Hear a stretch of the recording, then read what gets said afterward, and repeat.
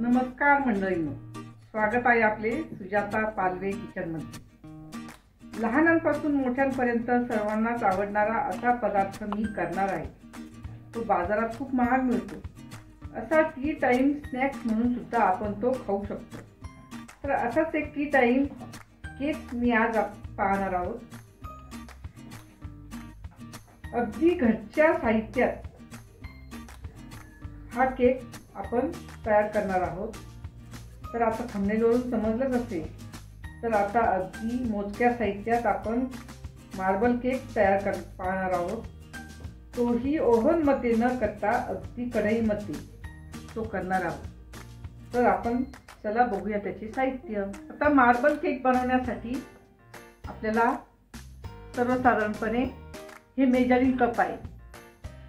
तर ह्या मेजरिंग कपमध्ये सगळ्यात मोठा जो कप आहे त्या कपने मी हा 1.5 कप मैदा घेतलेला आहे।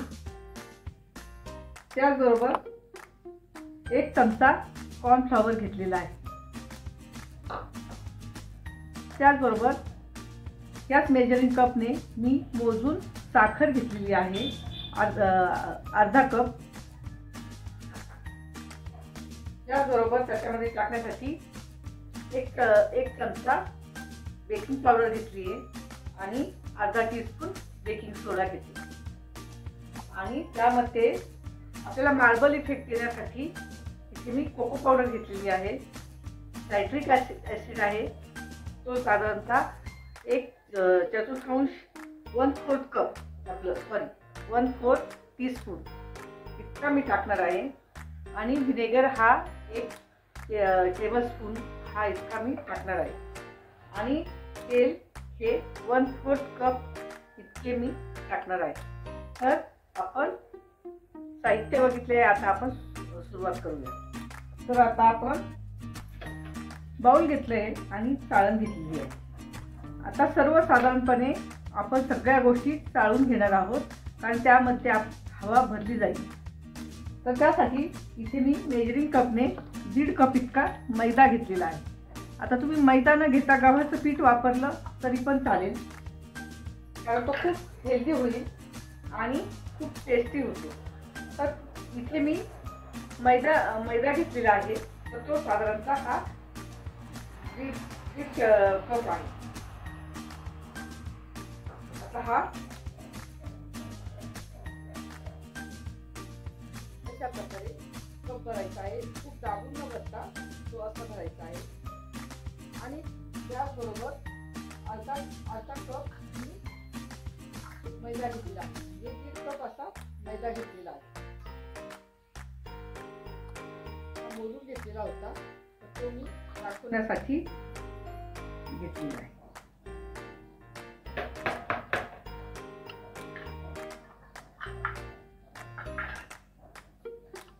आता त्याच्यामध्ये 1 चमचाभर कॉर्नफ्लॉवर, म्हणजे 1 टेबलस्पून हा कॉर्नफ्लॉवर मी त्यात टाकणार आहे।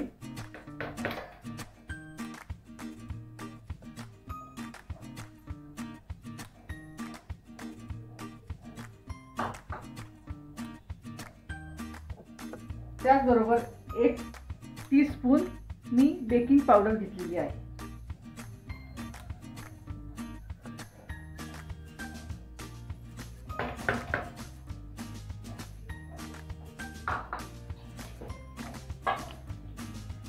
आता अर्धा टीस्पून असे हे मेजरिंग कप आहे, तर मी त्याच्यानेच मोजून घेतलेला आहे। तर आता अर्धा टीस्पून आपण बेकिंग सोडा घेणार आहोत।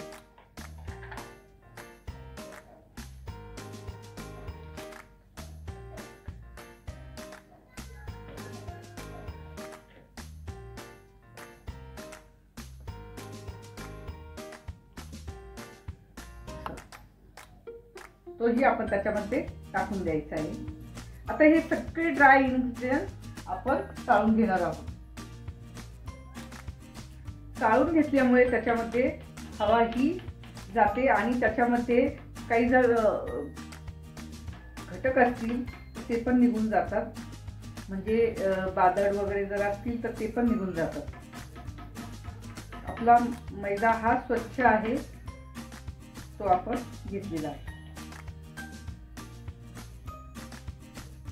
आता काय करायचं, आपण सगळं व्यवस्थित काढून घ्यायचं. म्हणजे चाळल्यामुळे तर ते एकत्रित झालेलंच आहे.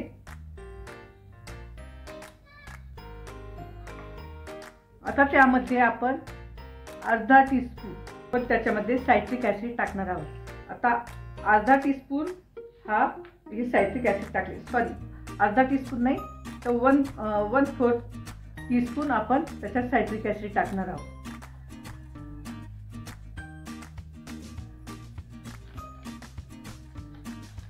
आता हे सायट्रिक ॲसिड तुमच्याजवळ नसेल तर तुम्ही लिंबाचा रसही टाकू शकता.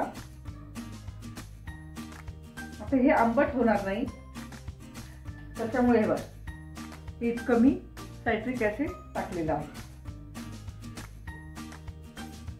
त्याचबरोबर इथे हे सर्व मिक्स करायचं आणि पिंचभर मीठ घ्यायचे. मीठ पण आपण 1/4 चम्मच पण घेणार आहोत.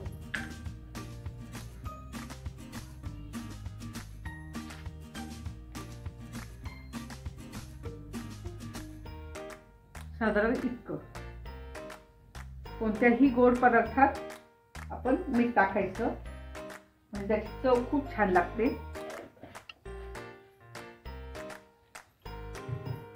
आता हे सर्व आपण काढून घेऊ.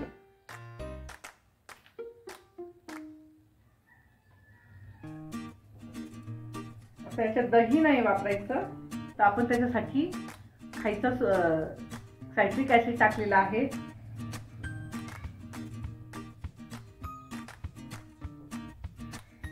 हे सगळं काढून घेतलं आणि आता आपण त्याच्यामध्ये पिठी साखर ॲड करूया. ही साधारणतः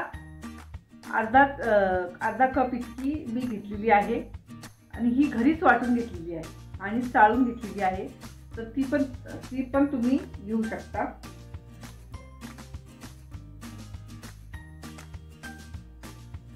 दीड कप मैदा आणि अर्धा कप साखर हे प्रमाण अगदी योग्य आहे. आता त्यामध्ये आपण दूध घालणार आहोत.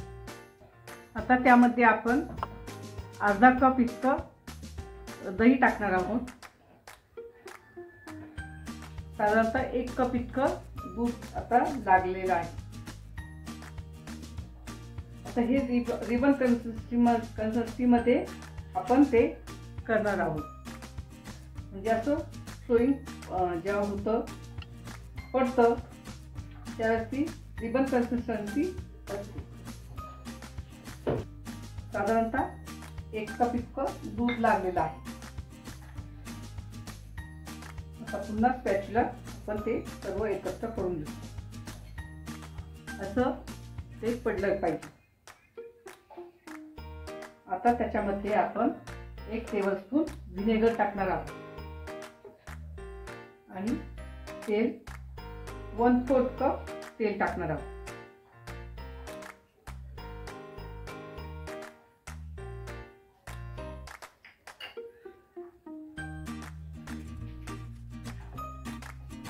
तेल त्याच्यामध्ये सगळं असं व्यवस्थित एकत्रित झालं पाहिजे.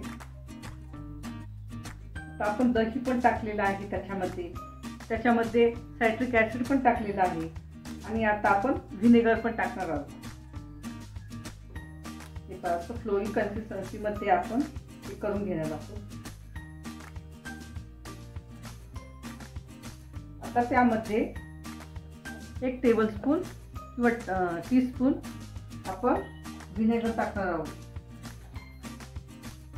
टीस्पून म्हणजे हा खायचा जो चमचा असतो त्यानुसार. हा मेजरिंग कपचा चमचा आहे. साधारणतः हा 1 चम्मच.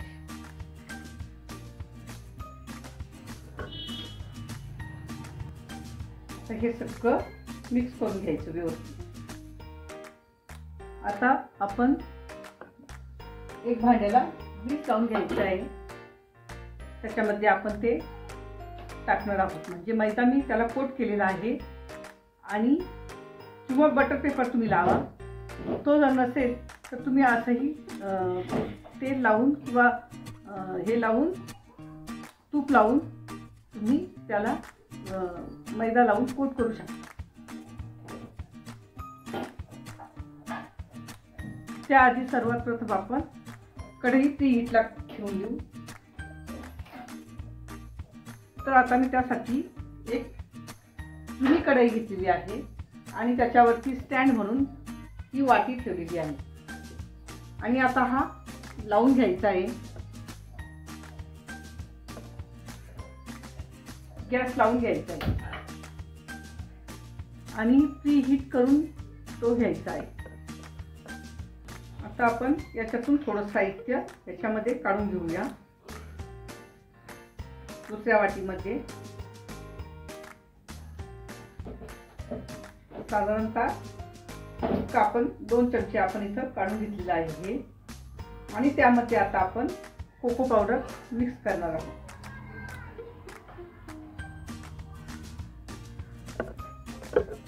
ती पण चाळून टाकायची आहे.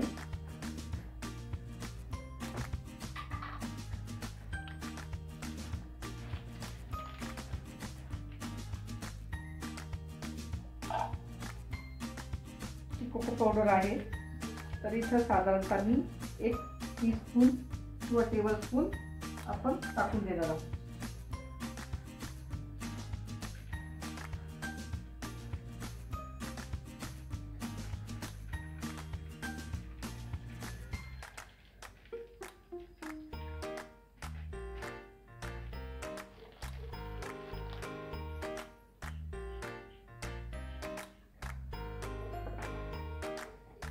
तर दुसरा चमचा आपण घ्यायचा आहे.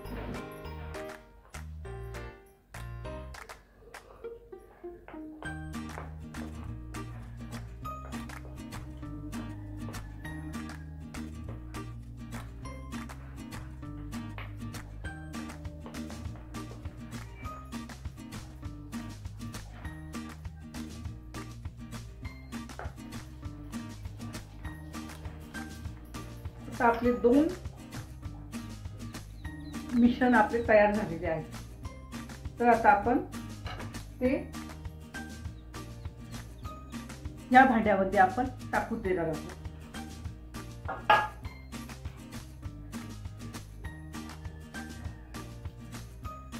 तर हे मिश्रण आपण थोडं थोडं आपण टाकून देऊ.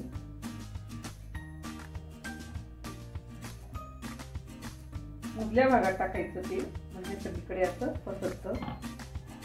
त्याचबरोबर आता हा 1 चमचा आपण किंवा अर्ध पण त्याच्यामध्ये टाकून.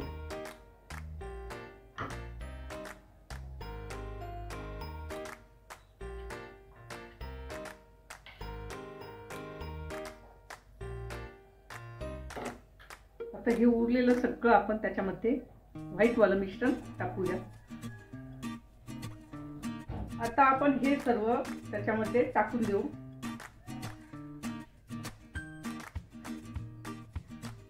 एकदा तो थर एकदा हा थर असं आपण टाकणार आहोत. आता ते थोडंसं टॅप करून घेऊया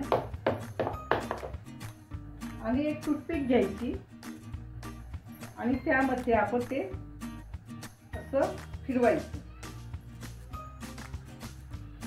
कशाही पद्धतीने तुम्ही फिरू शकता.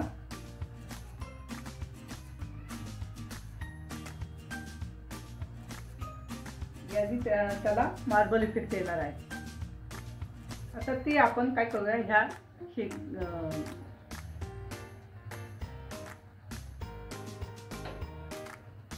गॅसवरती आपण ठेवून देऊया. गॅस हा प्रीहीट झालेला आहे आणि त्याचबरोबर आपण हे इथे ठेवणार आहोत आणि असं उंच झाकण त्यावरती ठेवायचं आहे.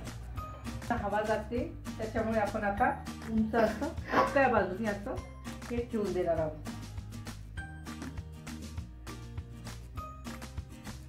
आणि साधारणतः 20 मिनिटापर्यंत आपण ते उघडून नाही पाहणार. साधारणतः 30 मिनिटं लागतील आपल्याला हे होण्यासाठी. तर 20 मिनिटापर्यंत आपण ते उघडून अजिबात पाहायचं नाही, कारण त्याच्यामुळे केक हा डेन्स होतो आणि खाली बसतो. तर त्याच्यामुळे आपण ते उघडून पाहणार नाही. आणि हा कमी गॅसवरती आपण करणार आहोत. तर आता आपण ते करूया. आता आपण चेक करून पाहूया.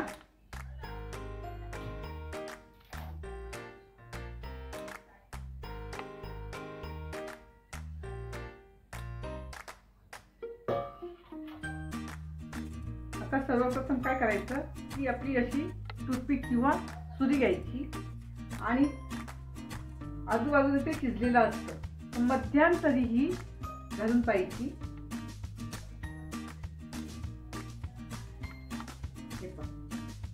पूर्णपणे कोरडी निघाली आहे किंवा याला बॅटर लटकलेलं नाही, म्हणजे आपला केक तयार झालेला आहे. आता आपण काय करूया, गॅस बंद करूया आणि हे याला थंड होऊ देऊया. हे पहा, मी हा थंड करून घेतलेला आहे आणि आता हा आपण सर्वकडे सोडून देऊ.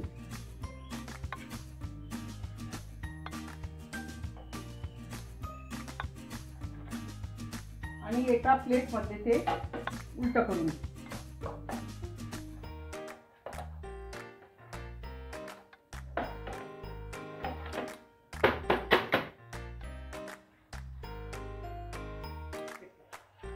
अगदी सहज निघतो.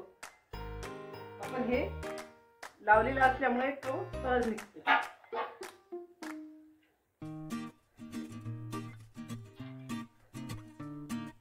आता काय करूया, आपण त्याचं कटिंग करूया.